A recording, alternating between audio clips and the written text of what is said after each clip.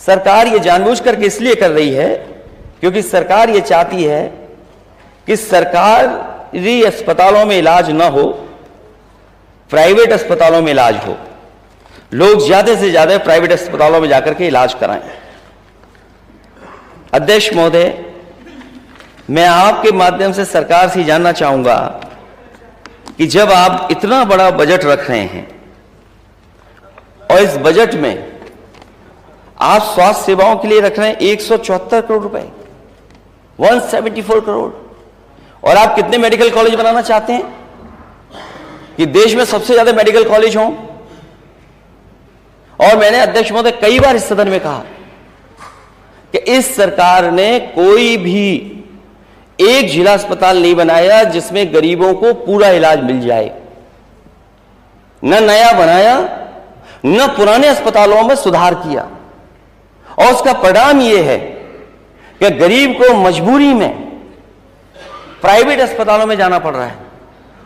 मैंने जानकारी की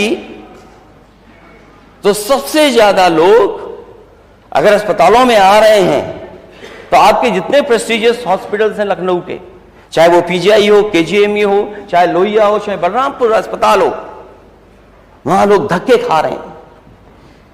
इलाज के लिए उन्हें इंतजार करना पड़ता है।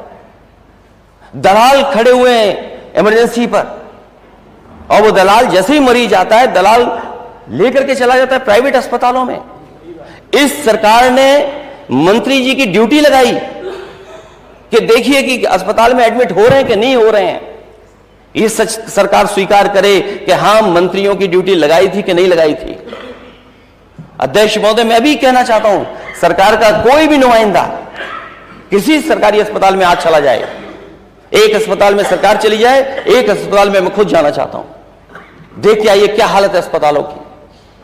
आप बजट 174 करोड़ रुपए केवल, और ये नियत इनकी ये है कि ये अस्पतालों को पीपीपी मॉडल पे दे दिए जाएं। सरकार ये बताए कि क्या अस्पतालों को प्राइवेट पार्टनरशिप के तहत चलाना चाहते हैं कि नहीं चलाना चाहते हैं?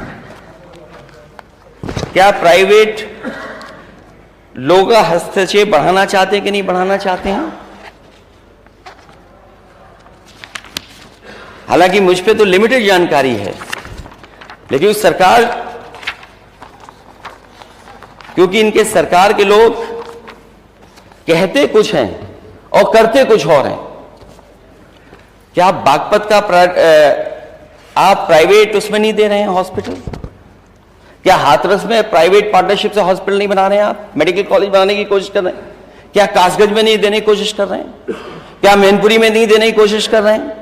क्या हमीरपुर में नहीं देने की कोशिश कर रहे हैं? क्या महोबा का आप नहीं देने की कोशिश कर रहे हैं?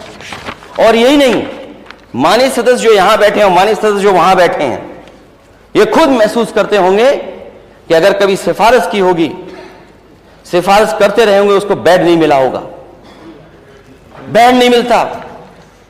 अगर किडनी ट्रांसप्लांट होनी है तो उसके लिए ऑनलाइन आपको बताना पड़ेगा, तब जाकर के किडनी ट्रांसप्लांट होगी। उसके लिए कितना इंतजार करना पड़ेगा? हार्ट को लेकर के कितना इंतजार करना पड़ेगा आपको?